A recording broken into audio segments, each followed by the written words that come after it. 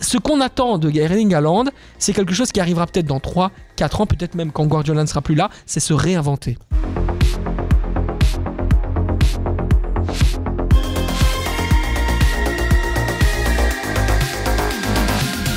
Salut tout le monde, vous regardez Le Noyau Dur, votre émission de passionnés pour des acharnés, votre émission 100% football. Je suis ravi de vous retrouver. Ben oui, toutes les 2 semaines, on vous propose une émission sur un club en particulier. On est présent sur tous les réseaux sociaux, X, même en podcast. Hein. Donc il y a X, il y a Facebook, il y a Instagram, il y a YouTube pour nous regarder, pour nous écouter. Ben, du coup, il y a Spotify, Apple Podcast. Et je suis ravi, comme d'habitude, d'accueillir Sacha Tavolieri. Salut Sacha. Toujours là, toujours présent, toujours fan de football. Et comme oui, dirait Desporuti, et je pense il n'y a que la vérité qui blesse. Et si c'est la vérité qui blesse, c'est un schlass. Oh, voilà, ça se voit en fait que Sacha, depuis quelques semaines, c'est un homme heureux. Ouais. Parce que le Scudetto, il y est, ça y est. Abbiamo fatto, ragazzi. Dai. On va faire une spéciale Inter tout de suite, on change le programme. Yes. Je voulais la placer parce que je savais, j'ai vu ses stories sur Instagram, je savais qu'il était heureux. Ah ouais. Et voilà, on aura l'occasion une autre fois de parler de l'Inter. Évidemment, mais c'est un moment absolument exceptionnel. Et puis c'est surtout rentrer dans l'histoire. 2e étoile, 20e titre national. L'Inter Milan est tout simplement au firmament du Duomo di Milano.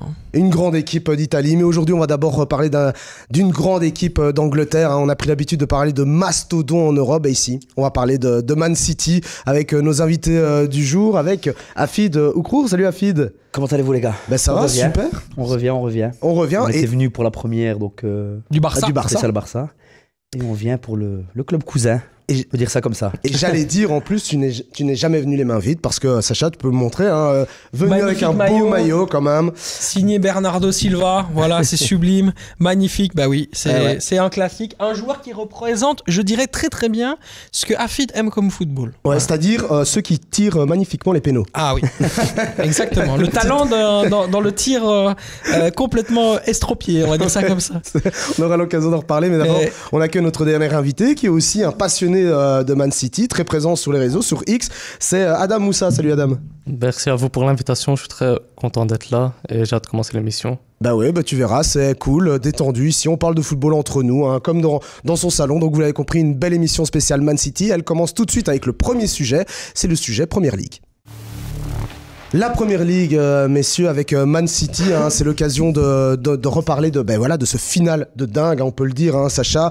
Je remets le contexte. Hein, ici, on a Arsenal qui est premier avec 80 points, suivi de City 79 points avec un match de retard, hein, si je me trompe pas. Du coup, Hafid, je lance cette question et Adam, tu pourras réagir après. Est-ce que cette année encore, Man City peut rester le roi de la Première Ligue, en sachant que c'est quand même... Bon, ça se tient entre Arsenal et City. Arsenal qui fait une très belle saison aussi. Ouais, si jamais City gagne son match de retard, City passe à 2 points devant Arsenal. Et au niveau des confrontations directes, je pense qu'on est sur une victoire de City et un match nul. Ouais, c'est ça. Je pense que City est le mieux armé, en tout cas pour aller jusqu'au bout. Si on regarde la logique sur ce qui a été montré ces dernières semaines, on va dire dans les matchs pièges, un match comme le déplacement à Luton ou le déplacement d'hier à Nottingham Forest qui jouait le maintien. Je pense que City est le mieux armé. City est, on va dire, malheureusement débarrassé de la Champions League. Et on l'a même vu sincèrement, donc directement après le match contre le Real, le week-end qui suit, on a vraiment vu un match plein, sérieux, où je pense qu'à la 29e, on est à 0-3, où tu as vraiment l'impression où on va plus jouer avec notre destin, parce que quand il faut compter sur la chance, la pièce tombe toujours de l'autre côté, jamais en faveur de City. Comme je dis toujours, City doit être excellent pour gagner. Et je pense que City vraiment aborde les derniers matchs pied au plancher et ne veut pas se faire peur et ne veut rien laisser à ses adversaires. Alors justement, Adam, est-ce que tu as le sentiment aussi cette année que City est excellent? Est-ce qu'il peut rester le maître incontesté de cette Première Ligue par rapport à l'année passée ou les années précédentes? Je pense que oui, parce qu'on a vu comment ça s'est passé l'année passée. C'était un peu un scénario similaire avec un début de saison très lent. On perd beaucoup de points un peu bêtement. Et au final, on se retrouve dans les dernières journées à seulement 1 ou 2 points, je pense, du leader. Avec un match de retard en plus, donc je pense que ça va le faire. On est l'habitué des courses au titre. Et à chaque fois, c'est nous qui gagnons, quoi. Ouais, c'est vrai, hein, Sacha, hein, parce qu'on a l'impression que, on a l'impression que City peut être carrément enterré après peut-être un échec. Bon, l'année passée, ils ont fait le triplé, mais les années précédentes, il y avait aussi cette déception. On y reviendra tout à l'heure de la Ligue des Champions, mais malgré tout, ils ont toujours après fini en beauté, quoi. Oui, après, il faut rappeler que sur les 6 dernières saisons, ils ont gagné 5 fois hein, le titre de Première Ligue, donc c'est absolument incroyable. Manchester City, c'est une équipe qui est formatée, créée, a été bâtie pour gagner et surtout pour se créer une identité. C'est un club qui est en vrai de vrai assez vieux, mais le nouveau club qu'on connaît est très frais. Et donc l'identité même de Manchester City aujourd'hui, on le voit avec des joueurs comme Phil Foden, avec des joueurs comme Rico Lewis, etc. C'est aller de créer en fait une espèce de petit cocon sur lequel les joueurs vont pouvoir tout simplement s'identifier pour ensuite avoir des gens qui sont des citizens dans l'esprit. Manchester City, c'est un projet bien plus long, bien plus fort que ça. Aujourd'hui, si on reprend la lutte pour le titre, pourquoi est-ce que Manchester City est assez logiquement aujourd'hui le grand favori ? C'est parce que Manchester City a inculqué au sein justement de sa formation et aussi au sein du club l'identité de la gagne.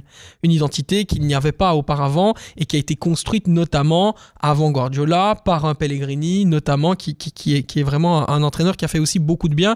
Moi je parle de Pellegrini parce que c'est le premier entraîneur avec Roberto Mancini qui m'a permis en fait d'être amoureux de Manchester City. Mon amour avec Manchester City vient tout simplement de mon joueur préféré qui est Mario Balotelli, qui est arrivé à Manchester City grâce à ça. Et puis ensuite, évidemment, Manchester City n'est plus du tout le club qu'il était auparavant et surtout a appris de ses erreurs par rapport à avant où il y avait beaucoup d'individualité, des joueurs qui étaient extrêmement forts. Quand on pense à cette époque, on peut penser notamment à Carlos Tevez, qui est un joueur extraordinaire et qui était aussi complètement complet et un joueur qui arrivait à faire gagner de lui-même l'équipe, mais il n'y avait pas le talent jeune qui arrivait, qui faisait la différence. Moi, je me rappelle de talents comme Damien Brossard ou des jeunes talents belges qui venaient du centre de formation de Manchester City, qui n'y ont jamais vraiment réussi parce que Manchester City n'était pas prêt à faire complètement le saut. Alors qu'à Arsenal, c'est différent. On a vu Boyata aussi. Hein. Il y a Dedrick Boyata également qui n'a pas réussi. Jason Denayer, on peut en parler. Lui a fait quelques petites minutes. Et puis ensuite, évidemment, il a été du côté de Sunderland et puis ça s'est pas nécessairement bien passé. Stoke City, je pense qu'elle a joué aussi. Mais voilà, Manchester City, contrairement à par exemple Arsenal, a construit une identité de c'est impossible de ne pas perdre. Alors que le problème d'Arsenal, c'est ce qui les hante, le fait de ne pas gagner. Tu vois, le problème est inverse. Et donc ici, mental en plus. Dans les moments où à un moment donné le pied ne doit pas flancher, en fait, en réalité, Manchester City a déjà psychologiquement un ascendant très important. C'est ce que tu aimes, toi, Adam, dans ce club, c'est cette force tranquille et c'est aussi simplement cette envie de gagner, la gagne, un peu, j'ai envie de dire un peu à l'américaine, de se dire quoi qu'il arrive, on est toujours les plus forts, les meilleurs, etc. Ouais, bien sûr, on a montré une domination sur toutes ces dernières années et c'est ça un peu qui ramène aussi de nouveaux supporters qui s'identifient de plus en plus grâce à ce club. Ils disent que c'est le meilleur club du monde. Pour ça, après, pour le dernier argument, c'est vrai que pour certains, ça peut paraître un peu bizarre de se dire tiens, est-ce que Man City, c'est pas plutôt le club des footix? Parce qu'à chaque année, il y a des nouveaux supporters. Même pour faire la petite anecdote, moi, quand j'ai été voir un match de City l'année passée, j'ai dû m'abonner en tant que supporter.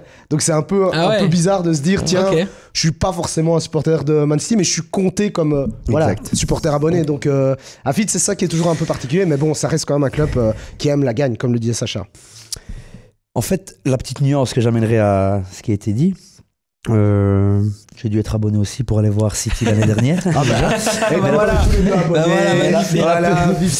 Mais la petite nuance, d'ailleurs, magnifique stade et organisation exceptionnelle. T'as gardé l'écharpe? J'ai gardé... Je ne l'ai pas eu ce jour-là, j'ai pas reçu d'écharpe. Non. Moi j'avais reçu une écharpe. Malik fait partie des rares Ce qui m'avait marqué par exemple, c'est la manière dont tu quittes le stade. Comme si tu quittais le hall omnisport de... Incroyable, hein. Non, c'est rodé, c'est... Éduqué, les gens éduqués. Et quand on parle de meilleur club du monde, on va parler de santé financière, bien évidemment, on va parler de continuité et de philosophie de jeu. Voilà pourquoi moi, je considère ce club-là comme le meilleur club du monde. Le meilleur club du monde tout court. On va parler d'une période de la dernière décennie. On va faire abstraction des Champions League, etc. Parce que je vois déjà une certaine secte m'attaquer. Ah oui, des contradicteurs mais c'est différent. Et pour en revenir à mon amour pour City, il a commencé en même temps que l'arrivée de Yaya Touré. Yaya Touré, qui était mon joueur phare donc à l'époque au Barça. Je n'arrivais pas trop à comprendre son départ. Ensuite, avec l'avènement de Busquets, j'ai bien compris le départ de Yaya Touré. On a continué à suivre Touré et Yaya. Ensuite, Pellegrini est arrivé. C'était un entraîneur que j'aimais beaucoup. D'ailleurs, j'aimais même regarder son Real de Madrid en tant que Barcelonais. Donc la saison 2009-2010. C'est dire à quel point ça t'a impressionné. C'est une saison qui est passée un petit peu à la trappe, mais je pense que on n'a jamais vu un Real Madrid aussi joueur que le Real Madrid de 2009-2010, qui se fait malgré tout éliminer par Lyon en 8e de finale, qui termine 2e du championnat avec 96 points.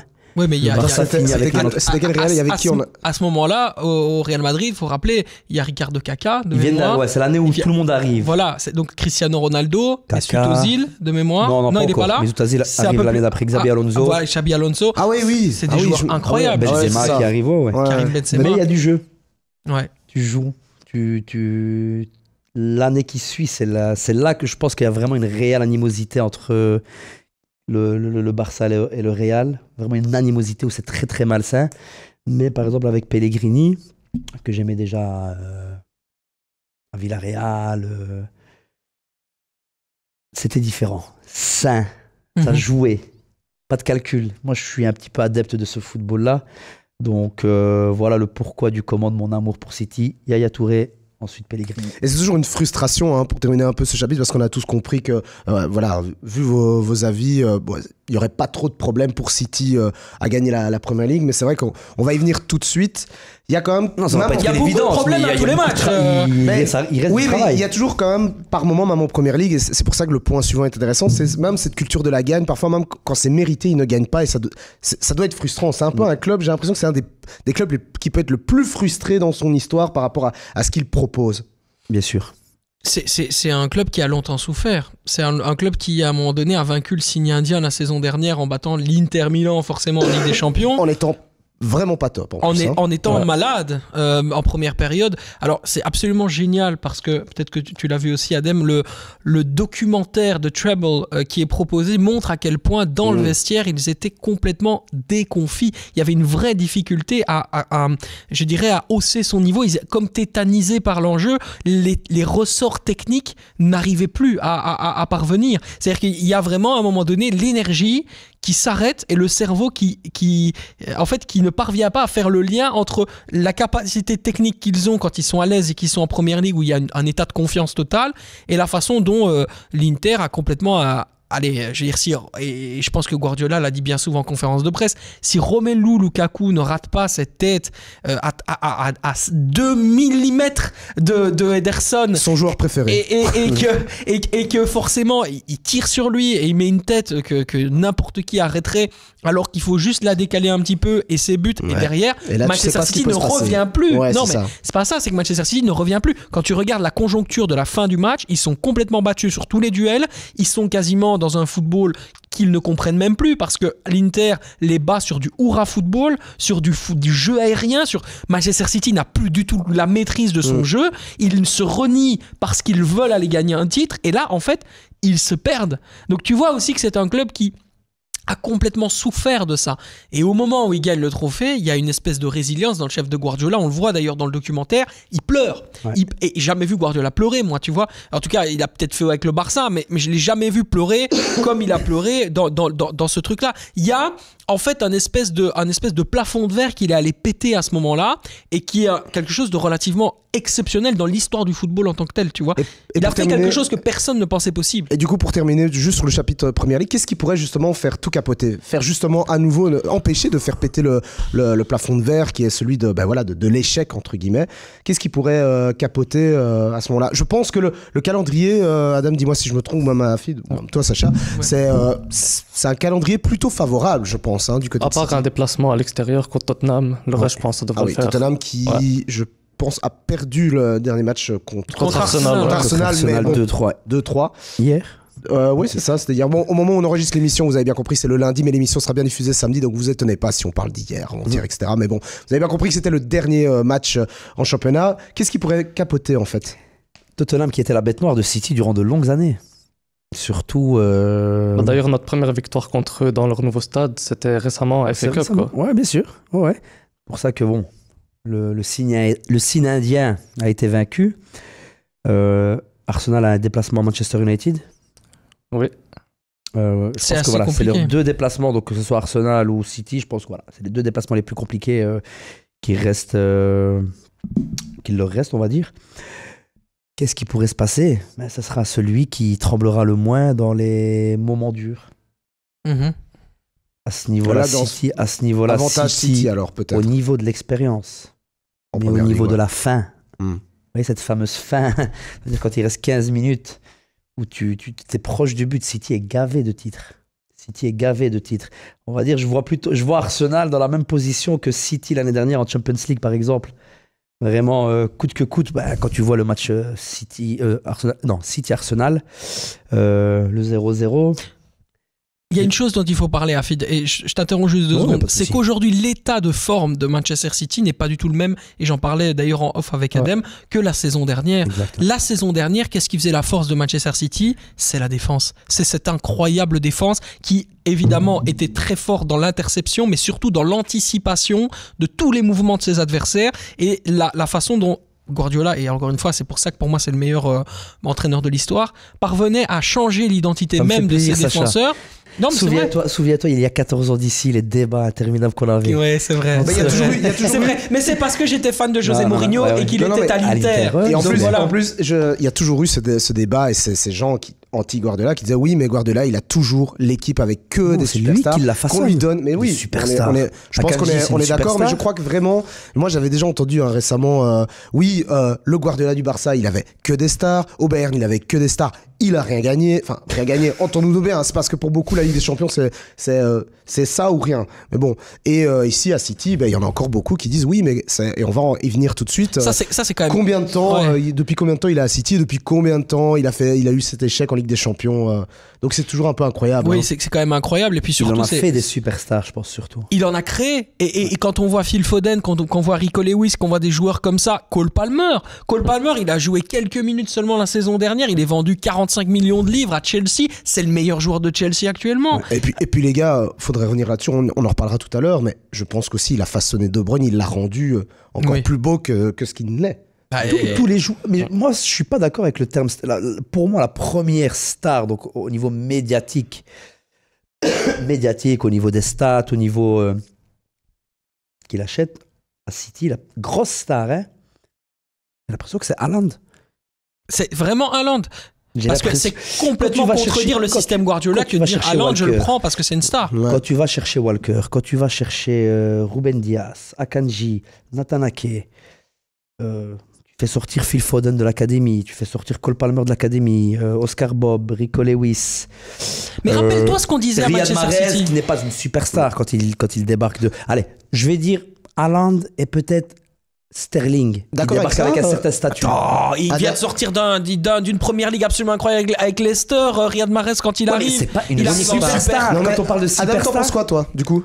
Je pense qu'il a raison parce que On parle de superstar, hein, Sacha. Ouais, c'est je vrai pense- que là, moi, je pense que Fid a raison aussi. On Parce parle que- vraiment de superstar. ouais, Vas-y, je pense que c'est excuse-moi. le seul joueur qui arrive à City en étant convoité par tous les plus gros clubs d'Europe et avec vraiment un statut de superstar.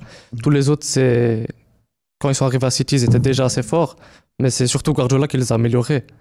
C'est le seul joueur qui arrive en ayant vraiment un statut de superstar que tout le monde se convoite. Écoutez, je propose qu'on continue toujours le débat autour de City, de toute façon, en enchaînant le chapitre suivant, parce que c'est toujours lié, de toute façon, c'est le chapitre Ligue des Champions. Et oui, parce que je suis obligé un peu de cadrer, parce que je sens qu'on va partir sur l'heure et demie, même si je rêve de faire ça, mais je sais que, bon, voilà, pour certains, à la réalisation, c'est mieux de rester un peu dans les 50 minutes, 1 heure. De toute façon, vous aurez l'occasion d'en débattre avec nous sur les réseaux sociaux et on aura le plaisir d'y répondre, etc. Sacha est très fort sur YouTube, il répond très rapidement, etc. Donc, s'il y a des Bien, questions, moi. allez-y, profitez-en sur, Je vous écoute. sur ce spécial City. Du coup, Ligue des Champions, messieurs, est-ce que c'est un échec cette élimination cette année? Juste pour recontextualiser, j'avais été un peu regardé dans l'histoire. Bon, si on prend à partir de, on va dire 2013-2014, c'est huitième de finale, demi-finale, huitième de finale, quart de finale, finale en 2020-2021, demi-finale en 2021-2022 et 2022-2023, finale. Boum, badaboum, vainqueur. Et là, ici, quart de finale.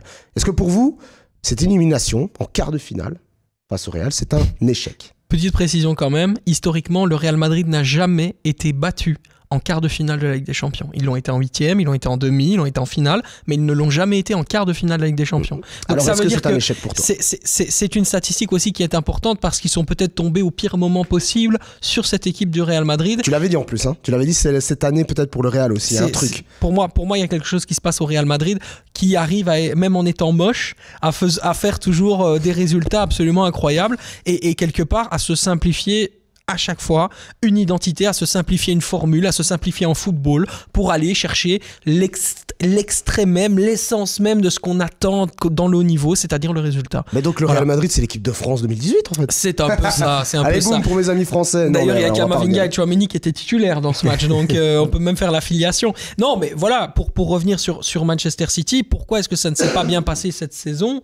Aussi simplement que ça. Pour moi, c'est parce que c'est une équipe qui est en pleine mutation et je pense que Guardiola a pour moi un défi qui est hyper simple et c'est pour ça que cette saison ce n'est pas le meilleur Manchester City contrairement à la saison dernière où c'était vraiment moi je me dis encore une fois je reviens la qualité de Guardiola c'est la défense alors que tout le monde pense qu'il a un jeu offensif. Pour moi c'est ça vraiment l'idée même de Guardiola, c'est comment est-ce qu'il parvient à faire défendre ses joueurs en avançant. C'est une clé qui est absolument fondamentale et qu'on retrouve d'ailleurs aussi chez Simone Inzaghi, meilleure défense d'Italie, champion d'Italie. Et d'ailleurs, il y a eu pas mal de filiations et de points communs. Mais pour revenir sur vraiment ce qui fait de Manchester City, pour moi, le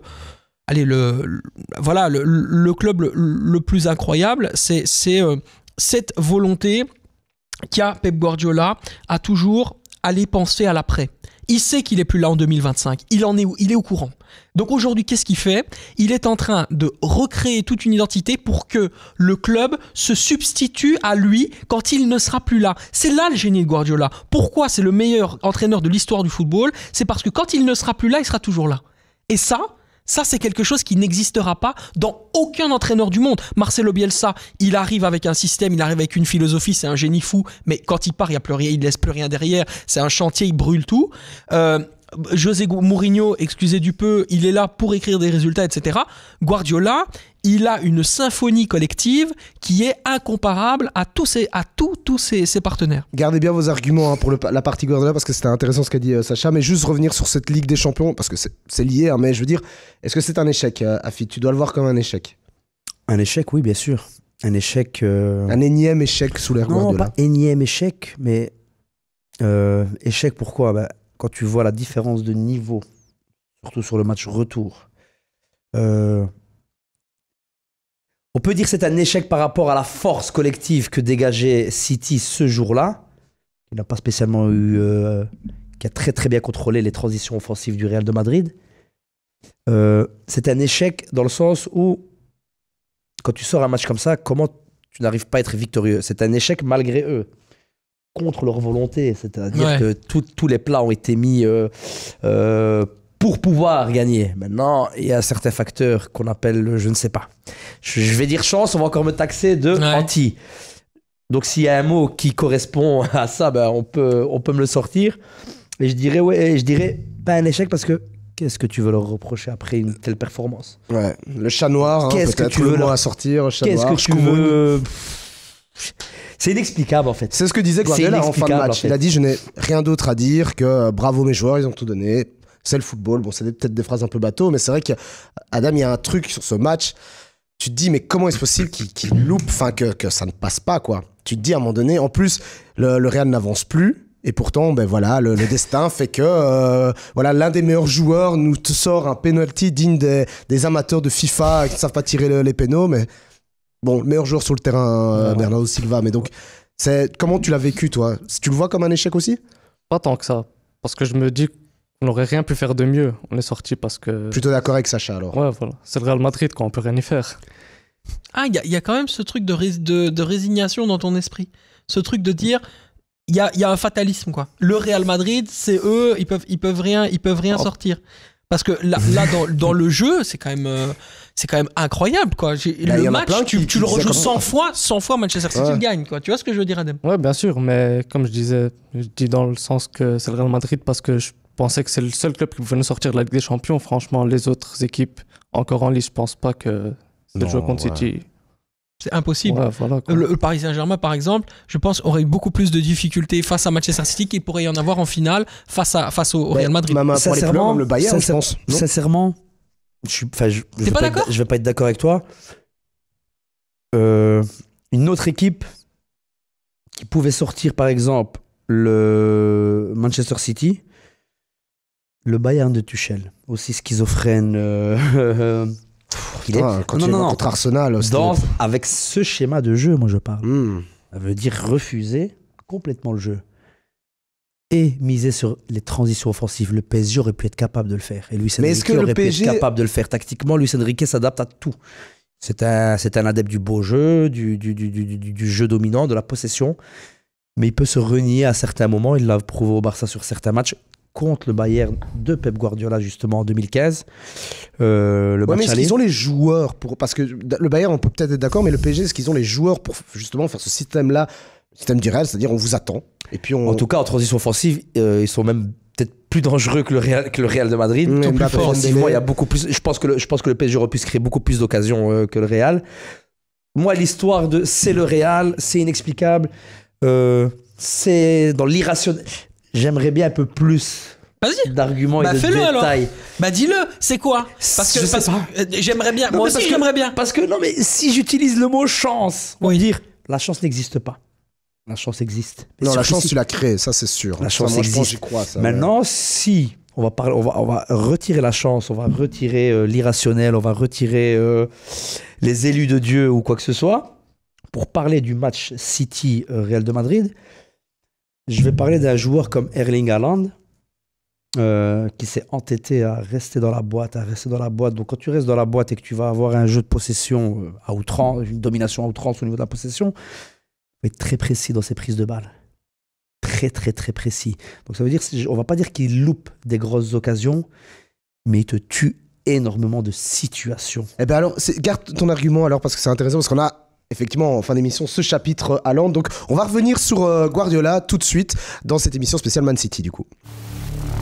Ouais, les gars, parce que ça part pas dans tous les sens, c'est super cool, hein, c'est vraiment fluide, etc. Maintenant, c'est vrai qu'on va aller point par point, et notamment, Sacha avait déjà annoncé la couleur par rapport à Guardiola. Je voudrais vous entendre là-dessus, messieurs, Afid, Adam, sur Guardiola.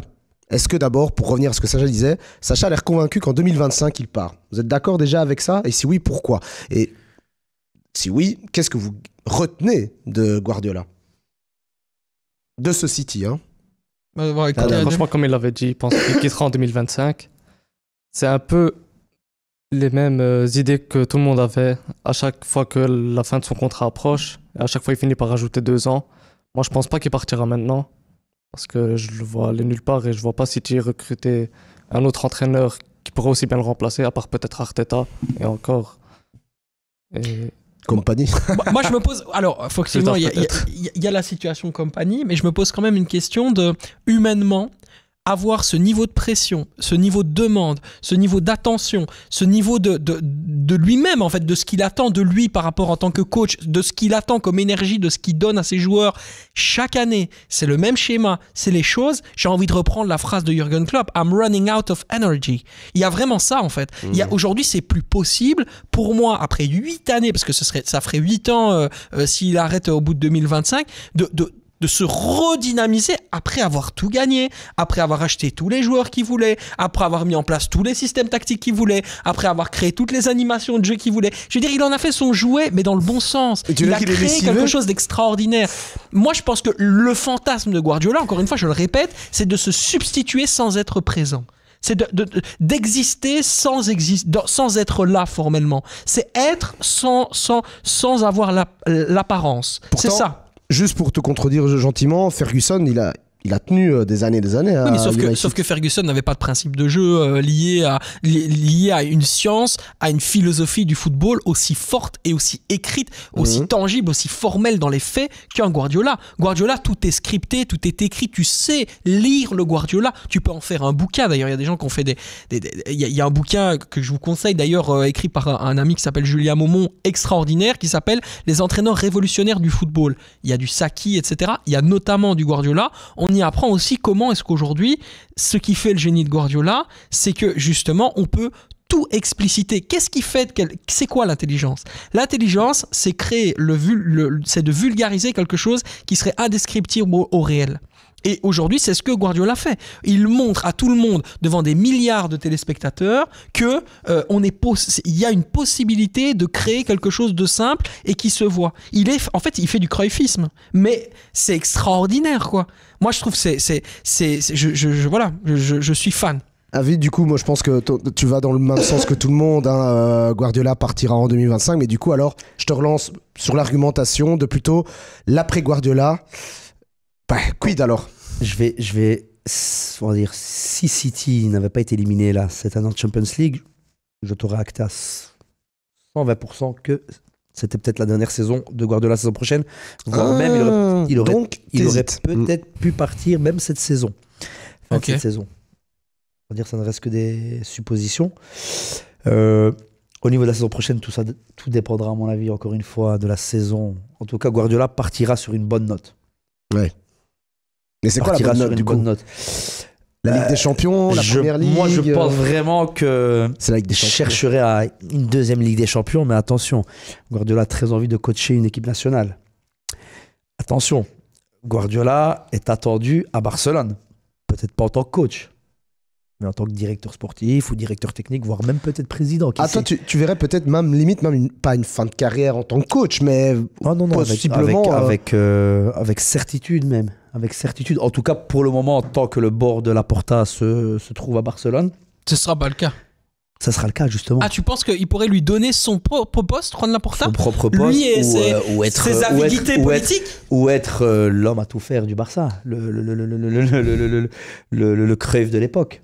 On parle de Cruyff, on parle souvent de Cruyff, donc on parle souvent de cet ADN que Guardiola, donc tu l'as très très très bien expliqué, cette obsession de laisser, on va dire, un héritage sur lequel Barcelone a surfé, j'ai envie de te dire, jusqu'à peut-être même 2019. Après tant bien que mal. Tant bien que mal, jusqu'à 2019, je pense. Vraiment, on surfe sur les principes de Pep. Mais est-ce que cet homme-là n'a pas l'obsession du terrain? Est-ce que ce mec-là n'a pas besoin de ressentir à un moment donné la pelouse d'une manière ou d'une autre? Tu parles de la sélection. Ça, c'est quand même important. La sélection, pour moi, c'est quand même aujourd'hui... la sélection espagnole, spécialement. Non, je parle pas de la sélection espagnole non plus. Tout le monde à contre-pied, encore une fois. Ce que je pense, Sacha veut dire, je te laisse la parole, sélectionneur, c'est pas le même type de travail. Non, c'est pas le même type de travail.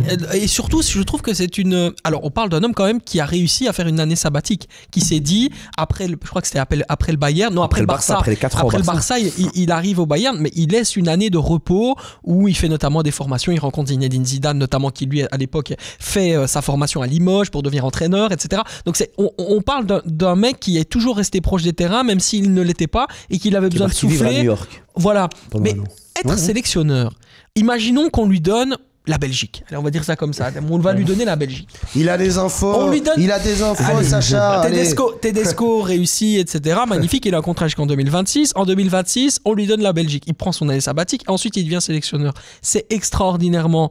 je dirais en termes d'accomplissement, c'est jouissif, c'est grisant pour un mec qui a tellement gagné en tant que club, de derrière aller chercher des objectifs qui seraient celui d'aller encore se pousser plus loin en créant aujourd'hui l'identité d'une nation. Il a créé une identité Guardiola pour des clubs. Là, il créerait... Et pour des nations au final. Oui. Regarde l'impact des équipes nationales dans le pays dans lequel il passe à chaque fois. Mais est-ce que ça toujours peut l'équipe marcher nationale du moment? Je relance sur Adam. Est-ce que, visiblement, Guardiola version sélectionneur, est-ce que ça pourrait marcher, comme le dit Sacha, en termes de philosophie de jeu, en sachant qu'on le rappelle, même si tous ceux qui nous regardent le savent bien, coacher une sélection nationale, et tous les coachs le diront, c'est pas la même chose qu'entraîner un club en termes de ne fût-ce que du quotidien avec les joueurs, mais c'est pas pareil. On reçoit en 2 semaines, on doit préparer quelque chose en 2 semaines, et puis être prêt pour de grandes compétitions, et ça se joue en 7-8 matchs. Donc, Adam, est-ce que tu penses que Guardiola peut répéter ce système-là en équipe nationale? Oui, bien sûr. Guardiola, c'est un coach qui a toujours réussi à se réinventer. Chaque fois qu'on le sentait un peu en fin de cycle, il réussit à se réinventer, à ramener quelque chose de nouveau à chaque fois dans toutes ses équipes. Et je pense que même en sélection nationale, son style de jeu pourrait très bien l'amener très loin dans des tournois. Quelle équipe serait la mieux guardiolesque?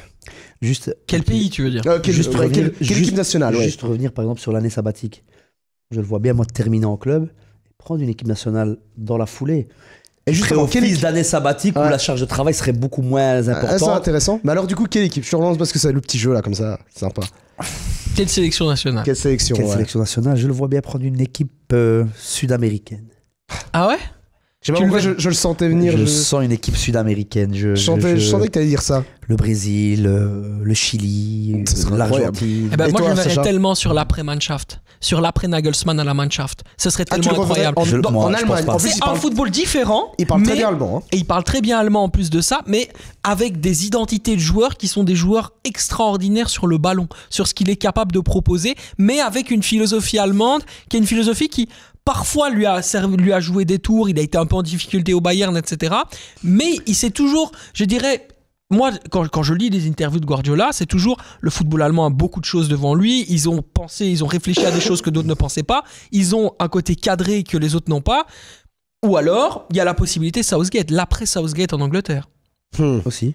Ça semble intéressant. Southgate qui calque beaucoup de choses sur les principes de Pep aussi au niveau de son équipe nationale. Ouais, Mais on a c'est- même parfois l'impression qu'il est Maintenant, très pour mauvais l'Allemagne, sélectionneur le aussi. petit bémol pour l'Allemagne, c'est qu'on sait tous, pour moi au Bayern, ça a été une expérience très très réussie. Hein. Si tu vois ces éliminations, mis à part contre le Real d'Ancelotti, Ça jouait tellement bien.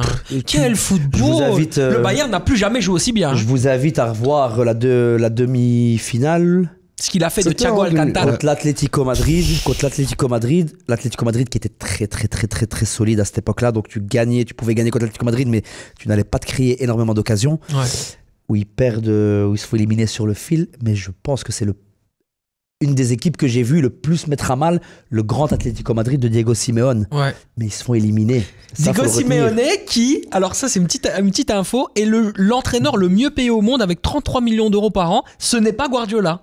Voilà, Ça, on c'est parle de fou, Guardiola, quand même. Ouais. ce n'est pas lui, c'est El Cholo. Et Guardiola est par contre l'homme le mieux payé de Manchester City avec 21 millions d'euros, juste au-dessus de Kevin De Bruyne et Erling Haaland. Voilà, pour Juste les petites infos. Terminer, Malik, Pour terminer, si ouais. tu me le permets, pour revenir sur l'Allemagne, donc je parlais de la réussite du Bayern, etc. Est-ce qu'en Allemagne, les vieux dinosaures ne sont pas un peu trop oppressants? Les vieux dinosaures, oui, mais ça c'est le Il a problème eu le statutaire. problème à l'époque, je m'en souviens des critiques de Rummenigge, Hunes, Matthaus, Oliver Kahn. Ils ont Bon, c'est vrai que. ils sont conservateurs. Et on a l'impression quand même avec les plus jeunes un peu, on l'a vu avec Nagelsmann, je pense qu'il y a quand même encore des anti-Nagelsmann, les vieux de la Ouais. vieille. Il y a un truc juste sur Ce sera la dernière Guardiola. réflexion. Oui, bien sûr.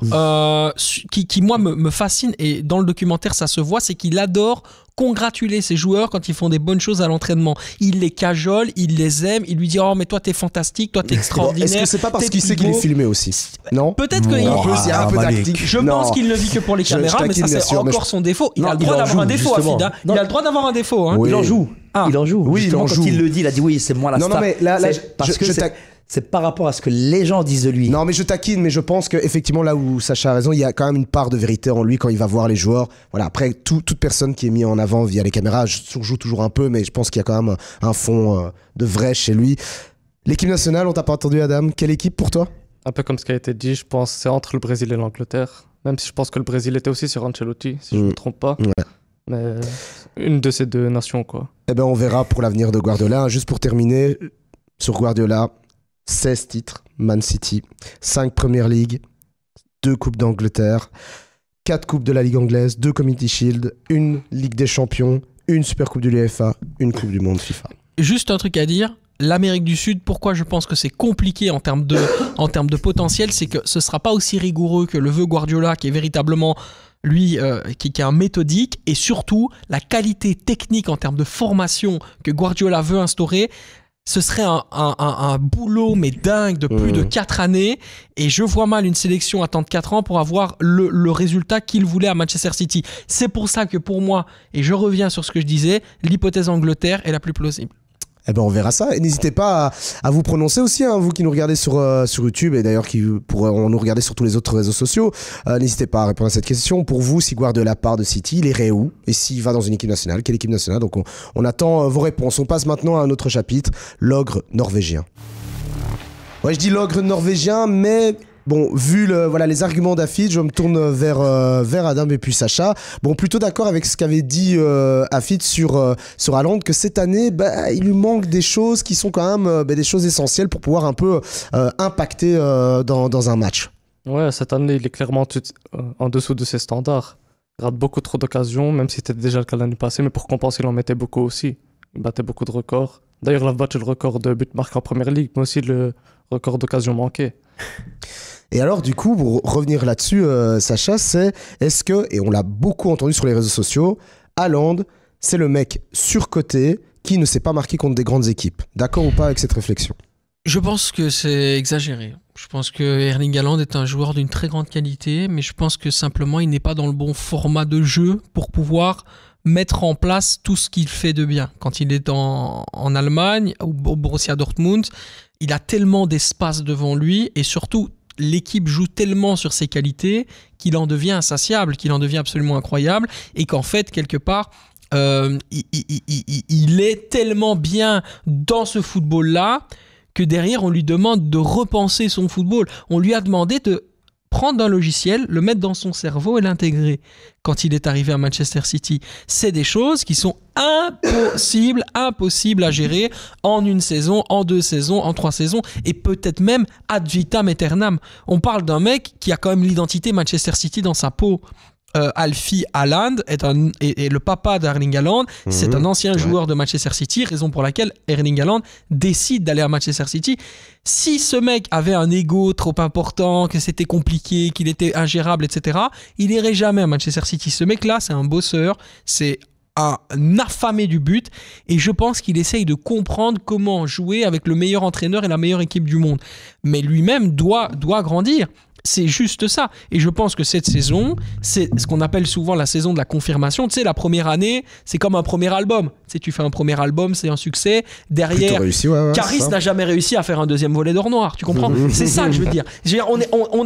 C'est impossible d'être incroyable une saison et que derrière tu fasses aussi bien. Forcément tu déçois les gens. Forcément derrière on attend un volume 2 et derrière c'est impossible.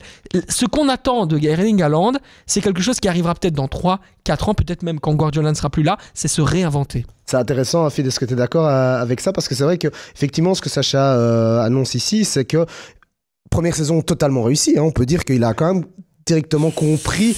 Il a quand même, en termes, Adam l'a dit, il a répondu. Buteur de l'histoire de la première ligue la saison dernière. Il a quand même répondu au standing, c'est-à-dire marquer des buts. Maintenant, si on va un peu plus loin, est-ce que toi, cette deuxième saison, tu la vois effectivement moins bonne? Et si elle est moins bonne, est-ce que pour toi, elle est logique? Logique, oui, dû à son jeune âge. L'année dernière, il y a le happy end qui fait qu'on oublie beaucoup de choses, parce que sur certains matchs, je me souviens plus d'une fois moi en train de souffler parce que je me dis, mais ok, marquer c'est bien. À ce niveau-là, je me disais même des fois, mais à ce niveau-là, on a tous joué un petit peu au ballon, on joue encore un petit peu au ballon. Une prise de balle, une remise simple, dézonner un petit peu. J'ai une action en tête contre le Real de Madrid où il décroche, où il arrive à s'ouvrir l'espace, balle au pied tout seul. Ça veut dire, donc là, il est plus enfermé entre deux centraux. Après, je me dis, bon, Pep Guardiola, si moi je le vois, Pep Guardiola doit le voir, ça. Ou pas. Quand c'est dans la...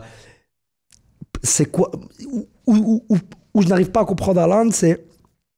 Il a besoin d'espace pour s'exprimer. Donc, il y a une action, je ne sais pas si vous vous souvenez, où il décroche vraiment très, très bas. Les centraux le suivent. Et là, il arrive à prendre de l'espace. Il pousse le ballon et il va se créer une occasion, mais vraiment tout seul, en prenant l'espace. Et cet entêtement d'Haaland, parce que il ne joue pas avec des centres à outrance. C'est beaucoup. On cherche la balle en retrait pour qu'un milieu surgisse.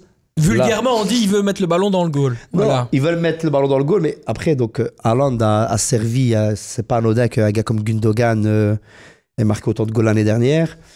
Le fait d'être occupé sur Haaland, où tu attends un centre, une passe en retrait, un milieu de terrain qui surgit, je peux t'expliquer le nombre, enfin je peux te compter sur les doigts de 10 mains le nombre de goals que City a marqué comme ça, que ce soit Haaland, que ce soit De Bruyne, que ce soit Bernardo.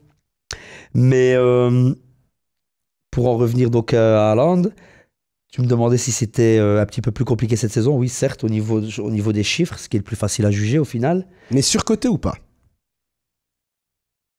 Surcoté, apprécié à sa juste valeur. Il n'a pas eu le ballon d'or. Déjà. Donc, c'est pas un ballon d'or. Donc là, je peux pas dire surcoté, apprécié à sa juste valeur. Ouais, il aurait pas mérité. Moi, en tout cas, je n'entends pas qu'on répète à outrance que Haaland est le meilleur attaquant du monde. Non, mais on entend beaucoup sur les réseaux qui ratent qui ne se montrent pas contre les grandes équipes. Et ça, est-ce que tu es d'accord avec ça? Haaland, s'il ne marque pas, on pourra pas dire qu'il a fait un grand match la plupart du temps. Voilà, mais moi j'attends Donc, pas d'Haaland. S'il ne marque pas dans un grand match, on peut dire oui que... Mais c'est fou parce que...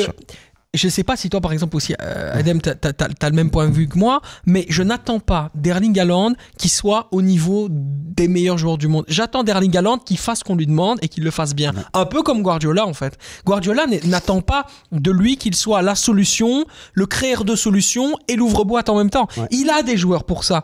Aujourd'hui, ce mec-là fait à la perfection quelque chose qu'il doit faire encore mieux, c'est marquer des buts. C'est ça. Ouais, c'est ça. C'est à peu près ça. Après, des grands matchs. Un 8e de finale, pour moi, c'est un grand match. Un quart de finale, pour moi, c'est un grand match. L'année passée, contre Leipzig, contre le Bayern de Munich aussi. Il a mis un quintuplé, si je ne m'abuse, contre Leipzig. Mais contre le Bayern en quart de finale, contre le Bayern. Ouais. Il met un doublé. Un but, une passe décisive, je pense, et un goal au retour. Ouais, il met. D'ailleurs, il met 2 goals sur le match aller-retour, je crois. Ouais, je pense. Voilà. Et d'ailleurs, même la demi-finale de retour contre le Real l'année passée, s'il n'y a pas Courtois au goal, franchement, il met un triplé. Hein. Ouais, c'est vrai. C'est vrai que je me souviens de cette tête que Courtois va chercher. Tu te dis, mais comment ça, il ne le rend pas, quoi. Après, c'est très compliqué et pour en revenir, donc, ça, c'est dans la continuité de l'usure mentale pour un Pep Guardiola.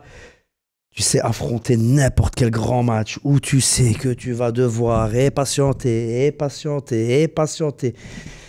Ça use peut-être aussi le joueur, un gars comme Haaland qui n'est pas encore habitué à ce genre de choses. Et surtout, tout à l'heure, on parlait de l'appréhension, le côté vif que pour les caméras, par exemple, d'un Guardiola. Haaland, tous les spots sont sur lui. Tous les spots sont sur lui. Il n'y a pas de backup à Haaland. C'est-à-dire que même Guardiola, dans son système de jeu, il a dû faire jouer Oscar Bob. On va parler d'Oscar Bob si tu veux. Encore un élément du centre de formation pour venir dans l'animation de jeu, aller chercher quelque chose de différent, un pluralisme qu'il n'avait pas et qu'il n'avait pas trouvé via le mercato. Alvarez, tu le vois pas comme un Alvarez, pour moi, c'est un complément à Haaland, mais ce n'est pas son remplaçant. Et ce qu'il essaye de créer, notamment avec Oscar Bob, c'est d'avoir une autre pointe qui pourrait le substituer. C'est quand même rare d'avoir, je dirais, de la difficulté d'avoir des profils différents. Ce qui fait d'Haaland un attaquant exceptionnel, c'est que tu n'en trouves pas deux comme lui. Ouais, et on rappelle qu'il est quand même, on oublie tout le temps, mais bon, on va me dire que dans le football actuel, c'est une norme, on oublie qu'il a quoi, 23 quel âge il a encore, 23 ans. Ouais, mais il est... Comment on peut demander, et c'est là où je rejoins Sacha, un gamin de 23 ans sur qui il y a une pression qui repose, une pression sur ses épaules, comment on peut lui dire de ne pas, à un moment donné, un peu flancher, quoi. Par exemple, l'achat d'Haaland, donc c'est avec une idée bien précise, une idée tactique bien précise de la part de Guardiola. Sincèrement, donc en ayant vu tous les matchs de City, je me suis beaucoup plus régalé quand Julián Alvarez jouait à la place d'Haaland. Mais je sais pourquoi. C'est parce beaucoup que plus de mobilité, voilà. beaucoup plus, et même contre le Real de Madrid. Parce qu'il joue pour les autres. Parce qu'il joue pour les autres. Haaland il joue pour lui. C'est ça la différence.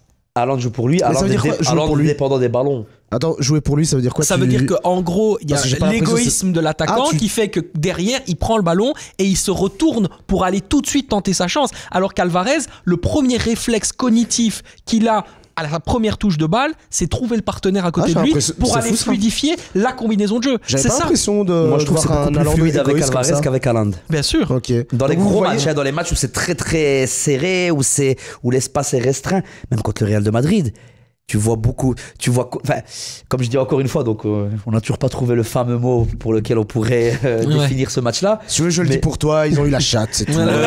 Mais Alvarez, tu vois qu'il y a beaucoup plus de mobilité dans le petit rectangle. Tu as une équipe qui est repliée.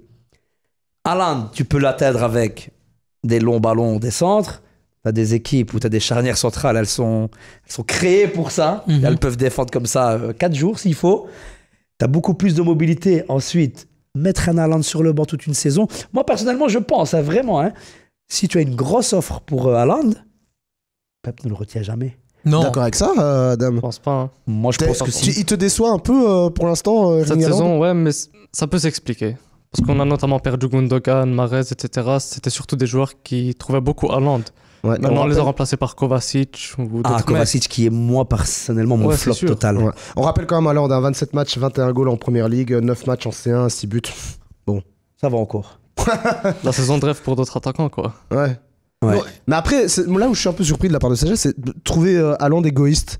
Ça me surprend. Non, en fait, l'égoïsme naturel. En fait, dans son jeu, ok, je comprends mieux alors. Okay, c'est un obsessionnel du but. C'est un Kylian Mbappé dans l'esprit. C'est-à-dire que lui, il vit pour ça et il respire le but. C'est-à-dire que son bonheur, c'est à la fin de la journée, c'est d'aller récupérer le ballon du match parce qu'il en a mis 3. C'est pas parce qu'il a mis une frappe incroyable, crochet court, parce qu'il a fait une combinaison qui part du gardien, etc.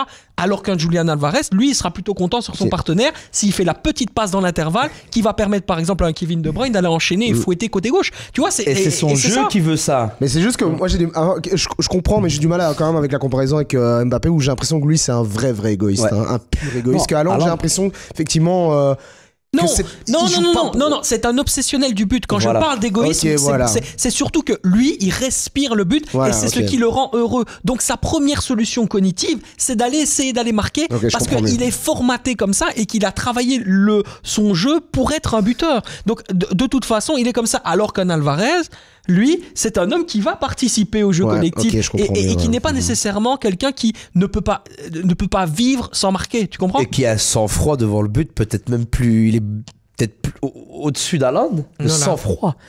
On va pas parler du trafic aérien. Il y a une phrase que j'aime bien répéter, c'est Haaland, De Bruyne sont les solutions et le problème de City. Eh ben justement, magnifique transition, parce qu'on a parlé de Haaland et on va parler maintenant du génie belge. Et non, il y en avait qui disaient que c'était Eden Hazard le génie belge en France, mais là, on va parler du génie belge de Man City, Kevin De Bruyne. Alors Kevin De Bruyne, bon, on va un peu débattre pour terminer cette émission, on n'a pas besoin de durer des heures, mais c'est surtout, je vais lancer Sacha là-dessus et puis vous pourrez répondre. Info vrai, fausse info, fake, De Bruyne qui négocie avec l'Arabie Saoudite, tu nous confirmes ou tu nous confirmes pas ? Est-ce que c'est une info qu'on doit prendre sérieusement ? Et si oui, Sacha, et tu pourras enchaîner là-dessus, est-ce que ce ne serait pas la pire décision de sa vie de faire ça ? Non, moi, déjà, en l'état, c'est une information que j'ai donnée, mais il y a de ça 2 mois, la Fédération saoudienne de football a établi une liste dans laquelle figurent des joueurs prioritaires. Parmi ces joueurs prioritaires figure Kevin De Bruyne. Kevin De Bruyne est relativement plus intéressé qu'on ne peut le dire dans la presse par le fait d'aller justement en Arabie Saoudite pour aller chercher, je dirais, pourquoi pas un nouveau défi et forcément être, je dirais, aussi cédé aux louanges et cédé aux sirènes, on va dire, de la finance saoudienne. Après, pour le reste, honnêtement, je ne peux pas dire plus que l'information que j'ai formellement. C'est-à-dire que le fait que c'est vrai qu'il y a vraiment l'Arabie Saoudite derrière lui, c'est pas un mensonge. Ils sont derrière lui, ils ont programmé et ils vont l'attaquer après l'Euro. Mais je parlais pas de ton info en fait, c'est parce que j'avais vu récemment sur Twitter et je pense que justement tu avais réagi en disant qu'il fallait prendre avec des pincettes, que je ne sais plus quelle personne avait dit Kevin De Bruyne, c'est quasi fait, il est en train de négocier son contrat là-bas, mais c'est sûr, il part. C'est pour ça que je te lançais en disant, est-ce qu'il faut déjà parler de, ok, c'est quasi acté. Ce que je dis est beaucoup plus contextualisé que ce que tu as lu sur Twitter par rapport à ça. C'est exactement pour ça que je te lançais, voilà, Sacha. Mais tu fais bien. Pour avoir si c'est, vu tes infos, est-ce qu'on doit vraiment se dire, ça sent quand même le mec qui part, ou alors tout simplement on se dit oui, il y a un intérêt, mais encore on n'est pas, de ce que je comprends, il y a un intérêt. Ils vont attaquer, ils vont attaquer, ils vont aller chaud sur lui, et après ce sera à lui de prendre la dernière décision, et le fait de dire qu'il n'est pas intéressé est faux. Voilà, c'est tout ce que je voulais dire par rapport à ça. Et si oui, alors du coup, on t'a entendu, si effectivement ça se passe, pire décision de sa vie ou pas ? Non, pas du tout. Je pense que Kevin De Bruyne sera fidèle à lui-même par rapport à ça.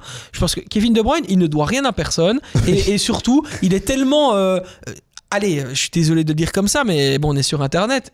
Le mec, il a fait une phrase qui a fait la une partout parce qu'il était arrivé en fin de match et il a dit je m'en bats les couilles. Mais c'est ça, il fait ce qu'il veut et il a envie de faire ce qu'il veut. Est-ce que tu as déjà vu un footballeur qui fait la publicité de McDonald's ? Bah non, je suis désolé. Bah il y a personne, il y en a aucun autre. Et comme on n'est pas à la télé, on n'est pas obligé de citer les autres. Non, donc c'est très bien. Mais ce que je veux dire par là, c'est qu'à un moment donné, lui il le fait, il s'en fout de l'image que derrière ça va lui laisser. Il a envie de le faire, il pense que c'est un bon projet familial ou pour sa vie, etc. Il prend la décision et il le fait. Mais même ce Kevin De Bruyne là, pour moi, ne serait même pas à jeter. Il fait partie il a ce flegme cette espèce de nonchalance en lui qui fait que ce sera son choix et puis c'est tout. Et Guardiola, il a très très bien compris comment magnifier Kevin De Bruyne et surtout en laissant totalement de côté et en fouillant un peu ce qui pouvait être des défauts pour lui. Adam, je te lance là-dessus parce qu'effectivement, Sacha a raison dans le sens où on n'est pas là pour essayer de convaincre Kevin De Bruyne de ne pas partir en Arabie Saoudite. Il fait ce qu'il veut, après tout, c'est vrai, mais c'est plutôt toujours en tant que... Je pense que là, en tant que passionné que nous sommes, là, c'est clairement la subjectivité qui parle, c'est de se dire, quand on voit des mecs comme Modric, quand on voit des mecs comme CR7 qui sont partis très très tard là-bas pour simplement finir leur carrière, qu'on voit un mec qui a quoi, 33 ans, qui peut encore jouer, je pense, au haut niveau 2-3 ans, partir là comme ça maintenant en Arabie Saoudite. Est-ce que toi, finalement, tu te dis, oui, il fait ce qu'il veut et c'est pas forcément la pire décision de sa vie? Pour commencer, moi, je pense pas qu'il y ira. Parce qu'il a déjà dit à plusieurs reprises que Manchester c'est sa maison et qu'il souhaitait finir sa carrière là-bas. Et même s'il y allait, franchement, il a déjà tout gagné en Europe, il n'a plus rien à prouver. Ce serait pour une fin de carrière, quoi. Mais tu vois, Afid, c'est vrai que c'est difficile toujours d'essayer de débattre là-dessus parce qu'effectivement, il a raison, il fait ce qu'il veut, mais quand on est un amoureux de foot et quand peut-être qu'on veut marquer l'histoire du foot, on se dit pourquoi à ce moment-là, alors que je pense qu'il peut encore tellement donner, partir en Arabie Saoudite comme ça, alors que bon voilà. Je pense que on pourra en discuter si c'est acté, si c'est officiel. Moi, une info que j'ai vu filtrer peut-être hier ou avant-hier, où il aurait des envies de Madrid, du Real de Madrid, donc terminer 2 ans au Real de Madrid, Kevin De Bruyne. C'est un joueur, et comme je dis, il y a une relation assez spéciale entre Pep et De Bruyne tout à l'heure. Donc quand je voulais terminer sur Haaland et De Bruyne, quand je disais ce sont souvent les solutions, mais malheureusement, dans certains gros matchs, ce sont des fois le problème. Quand tu joues face à une équipe très regroupée ou qui maîtrise tactiquement, c'est des joueurs qui ont besoin d'espace. Pour Haaland, et c'est des joueurs qui sont impatients pour De Bruyne. Je peux le nombre de matchs où De Bruyne t'offre sur un plateau des goals, ça c'est sûr et certain, mais des transitions offensives à des équipes qui ne cherchent que ça, par une impatience à faire circuler. C'est un gars qui n'est pas dans ça. Comme disait Sacha, il veut faire ce qu'il veut. Des fois, même sur le terrain, il fait ce qu'il veut. Ils ont une relation assez, je dirais pas hypocrite. Je pense que Pep aime beaucoup De Bruyne. Mais De Bruyne n'est pas le genre de joueur, tu peux être qui tu veux, n'est pas le genre de joueur à bouffer toutes tes paroles. Ouais, il y a ce truc de dire... Des fois, il y a mon instinct, je veux mon instinct. Écoute, ta tactique, c'est bon, mais commencer. Non. Quand tu joues à City face à des équipes qui t'ont étudié, on parlait tout à l'heure de Pep et de cette usure mentale, tu joues contre des équipes qui mettent tout en place et c'est même devenu une philosophie de jeu. C'est lui qui a fait naître des équipes comme l'équipe de Dédé, Ancelotti, son système. Moi, je pense que c'est un gars qui a fait énormément de bien au football, mais qui a fait du mal au football parce que il y a un moment, l'obsession, c'était de contrer ce genre d'équipe-là. T'as oublié de jouer, t'as athlétisé le football, tu laisses plus la part au génie. C'est vraiment, il y a plus de prise de risque. Mais pour revenir sur De Bruyne, il faut quand même rappeler que sans De Bruyne, quand De Bruyne n'était pas là, City était dans ces mauvais moments. C'est pas vrai. Alors, par contre, je m'excuse de rentrer dans le large. Non, mais formellement, en termes de chiffres, par contre, ça s'explique. Parce que moi, cette année, quand il était pas là. Il est arrivé en janvier. D'accord. Il a été blessé pendant 6 mois. J'ai un contre-exemple. 6 buts. Vas-y. 16 passes décisives, toutes compétitions confondues. Il est à 4 passes décisives pour être le meilleur passeur. Le Watkins est à 12 au moment où on se parle. Donc, c'est quand même assez incroyable de voir Kevin De Bruyne. Rappelons que je crois que le meilleur passeur de l'histoire de la Première Ligue, c'est Fabregas. Il est à 111. Je crois que c'est Ryan Giggs. C'est Ryan Giggs. Ouais. En tout cas, je sais que il est pas loin Fabregas est à 111 et il est pas loin de le passer. Mais il a 110. Voilà. Mais en plus, De Bruyne est énorme. Mais les 6 premiers mois de City étaient pas ouf. Il y a une nuance. De Bruyne est énorme au niveau des stats, au niveau de sa dernière passe, énorme. Dans le cycle de City, donc de Pep à City, je ne sais pas s'il s'en souviendra, pour moi, le meilleur City que j'ai vu, donc c'est l'année passée, entre novembre, je crois qu'ils enchaînent 22 ou 23 matchs, 22 ou 23 victoires consécutives, la période où De Bruyne est blessé. Je pense que l'année passée, à cette période-là, ils ne perdent contre aucun membre du Big Six, ils gagnent tous les gros matchs, donc il y a à boire et à manger. Si je dois prendre le niveau d'excellence de la période où De Bruyne est blessé 3-4 mois la saison dernière et la période où De Bruyne est là présent, la période de l'année dernière, c'était une symphonie, ils étaient intouchables. Intouchables. Gros match, gros club, petites équipes, intouchables. Là, De Bruyne vient, ces statistiques, il les aura toujours. De Bruyne, c'est un très très grand joueur.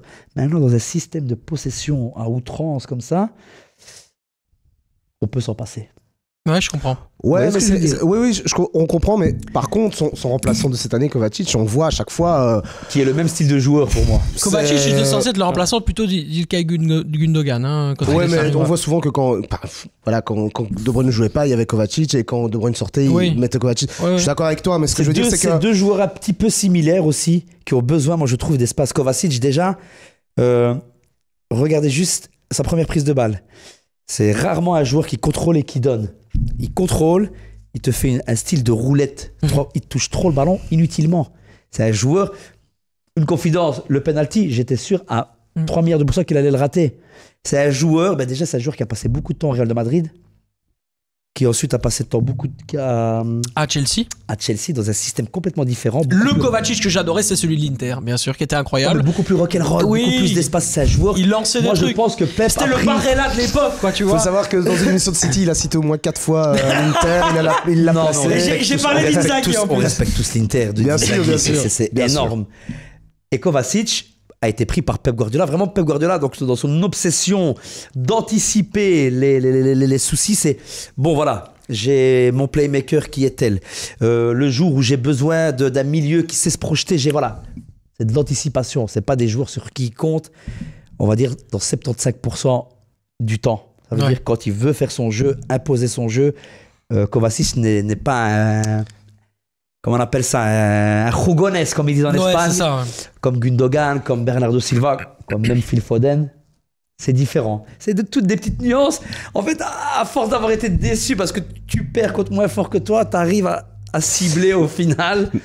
Malgré tout, après, en regardant l'histoire un peu de City, j'ai quand même l'impression que, allez, on va dire à 60% du temps, l'impact de De Bruyne était ultra important quand on regarde toute la période City De Bruyne. Ce qui m'amène à ce point-là, de l'après De Bruyne. Finalement, beaucoup parlent qu'au final, Phil Foden, qui serait à sa place, comme je l'ai souvent entendu, qu'en disant le problème de cette année de Ligue des Champions, c'est qu'on n'a pas su mettre De Bruyne et Foden au même... Voilà, dans le même secteur de jeu. Est-ce que ça voudrait dire qu'au final, oui, comme le disait Sacha au début de l'émission, Guardiola, il a placé ses pions, etc., pour qu'après, l'après Man City soit plutôt rayonnant avec des joueurs comme ça, comme Foden, par exemple, Adam. Ouais, Foden, c'est la relève de Kevin De Bruyne. De Bruyne, il n'y en aura pas un autre comme lui. Il faudra arriver à se réadapter sans ses qualités. Et pour revenir à ce qui a été dit, De Bruyne, même quand il est mauvais, c'est toujours le joueur qui peut te sortir une passe décisive ou un but, même s'il est mauvais dans les gros matchs. Ouais, hein. Je me souviens du dernier match. Mais quand tu n'as pas beaucoup de situations où tu dois être chirurgical, il pose énormément de problèmes. Franchement, on aime De Bruyne, mais vu qu'il faut amener cette nuance-là et le pourquoi du comment, pour moi, c'est pas le joueur indispensable. Si je dois citer par exemple les joueurs indispensables à tout ce que Pep demande, peu importe le schéma de jeu. Rodri. Un par ligne, Nathan Ake. Nathan Ake a énormément manqué cette année. Nathan Ake, Rodri, qui n'a encore jamais perdu depuis 70 matchs. Rodri qui a eu une baisse de régime justement cette dernière semaine. Quelques matchs. Tu prends le match aller et le match retour contre le Real de Madrid. Il n'est pas bon. Il a 1 seconde, voire 2 secondes de trop. Et ça a joué énormément. Ce que j'aime, c'est que tu proposes des solutions. C'est bien. Et Bernardo Silva. T'as raison, mais c'est vrai que, pour reprendre juste l'exemple de l'année passée, et j'étais d'accord avec toi, moi je trouve qu'il a vraiment été pas bon, mais c'est lui qui te sort la frappe au match aller contre le Real. Et c'est vrai qu'il a par moments des trucs comme ça. Il marque contre... Ah non, mais au niveau comptable, mais bien sûr. Non, mais on aime De Bruyne. Ah oui, non, tracasse, on n'est pas là pour... Moi, sincèrement, et c'est mon avis, c'est pas le joueur le plus indispensable à City. D'ailleurs, la force de City, c'est de ne pas avoir spécialement... Mais Guardiola aime tellement les joueurs comme ça. Un par ligne. Les joueurs comme ça, c'est les joueurs que Guardiola aime le plus. Pourquoi ? Parce que c'est ceux sur lesquels il sait qu'il va avoir du travail. Qu'il a un génie de fou, mais qu'il va avoir plus de travail à condenser complètement leur énergie folle qui part dans tous les sens, et qu'il va falloir justement, avec son génie, avec son système tactique, avec sa science de l'animation, condenser un petit peu ce que Kevin De Bruyne peut faire pour pouvoir lui apporter le mieux. C'est un travail de malade mental. Hein. Et par c'est exemple, un vrai job. Pour en revenir pour une note positive pour De Bruyne, Cette année, il y a quand même une petite, il y a une amélioration au niveau du jeu un peu moins direct. Les autres années, mais il a abusé quoi. Ouais. Je reçois le ballon, je me retourne, je frappe de 30 mètres, je frappe de 40 mètres. Mais tu donnes la possibilité à l'adversaire de te tuer sur ce que eux recherchent. Il y a un match contre Liverpool, je pense, où De Bruyne frappe, mais vraiment à un moment où tu dois pas frapper, où le camp adverse est replacé, où tu as Salah qui attend déjà le dégagement du gardien ou une potentielle récupération d'un défenseur central, où tu as Pep qui voit la frappe de De Bruyne atterrir dans les gants d'Alisson, où il se tient déjà la tête. Ouais. Ça se termine comment? Goal. Dégagement, second ballon mal négocié. Parce que souvent, quand tu domines, le second ballon, il n'est pas pour toi, il est pour l'adversaire. Ouais. Il se tient la tête et il pète les plombs avant même que Salah se présente dans le face-à-face face à Ederson. Je sais pas si tu vois. Je crois qu'on le voit dans le Anfield, ouais. on le voit dans All or Nothing, je pense. Il me semble, Il y a ouais. eu le documentaire. Donc il y a, le Ouais, nouveau, il y a celui sur Netflix et All or Nothing, C'est c'est tous sur des petits Amazon détails Prime. comme ça. Non, c'est où- très belle Winners. Alors, Nothing, c'est celui qui avait été produit par Amazon Prime. Oui, c'est ça. Il y a C'était l'année du quadruplé, hein. il y a 2 documentaires. Quadruplé La national, saison non? d'avant, la saison d'avant. Ouais. Ouais. Mais non, mais je pense que globalement, pour un peu calmer la communauté, ici, je pense qu'on est tous globalement d'accord avec Je vais toi. me faire insulter Pour, par tous les pros de Non, Bruyne. non, parce qu'on pense tous, et c'est une vraie réflexion qui mériterait d'en débattre dans une autre Tous les émission. Blue Mooners C'est- vont aller sur lui. C'est Direct. Mais c'est un Non, débat non, que mais- j'ai eu plusieurs fois. Non, non, mais là, on même te à la rejoint parce radio, que je pense que c'est un peu le syndrome. On en avait déjà discuté dans les précédentes émissions du Noyau Dur quand on parlait vraiment du côté belge. C'est que c'est vrai qu'on prenait tous ces génies qui étaient Eden Hazard, Kevin De Bruyne aujourd'hui, Courtois et tout. Il y a toujours un moment, et ça s'est montré dans l'équipe nationale, Mhm. que quand tu fais face à quelque chose de difficile, face à l'adversité, il y a quand même quelque chose qui ne va pas dans la tête de ces gars-là. Et donc c'est pour ça potentiellement qu'on est plus ou moins d'accord avec ça. Maintenant, De Bruyne, grand joueur de City. Pour conclure, Sacha, c'est vrai qu'il va quand même manquer. C'est ça, c'était Oui. ça toute ma question, c'est de se dire non, merde, Kevin, s'il te plaît. Vas-y, termine à City en beauté. Un peu comme Adam, termine en c'est ça. beauté. On s'en fout, même si tu deviens Là, on remplaçant. chicane sur des détails et des Voilà. micro-détails. On est des perfectionnistes et on est surtout Parce des que c'est amoureux l'équipe- du football. Avoue que tu veux qu'il Qui reste, frise qu'il la termine en perfection. première ligue. On Avoue. aimerait tous, Voilà. évidemment. C'est évident. Et puis, de toute façon, c'est l'histoire.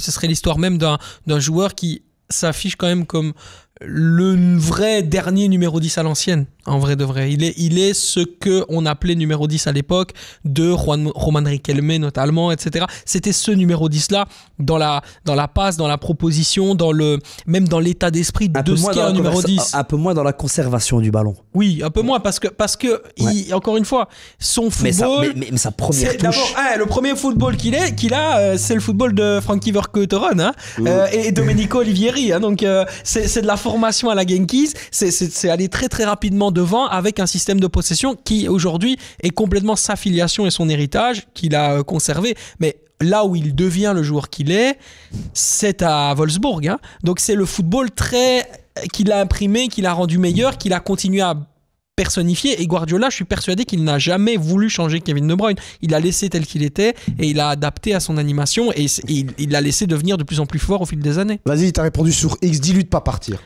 Allez, dis-lui, reste en Angleterre, border. Non, on va pas, va pas en Arabie Saoudite, s'il te plaît. Kevin. Non, mais c'est vrai. Voilà, pour conclure, tout simplement, on verra, mais on espère que du positif pour ce joueur. Et Bien sûr. honnêtement, j'espère que, voilà, On quoi l'aime. qu'il arrive, il aura quand même la fin de carrière qu'il mérite parce que, bon, voilà. Voilà, et on fera une spéciale De Bruyne, bien sûr, sur le noyau dur pour savoir à quel point il est ou pas décisif avec les Diables Rouges et à quel point il est interdépendant ou pas d'un système qui va bien. Ça, c'est encore une autre paire de manches parce que pour moi, à l'inverse d'un Eden Hazard, Kevin De Bruyne a besoin que le système autour de lui soit performant pour lui-même l'être. Exactement. Eh ben écoute, note déjà dans l'agenda, on va prévoir ça. Allez, ça note.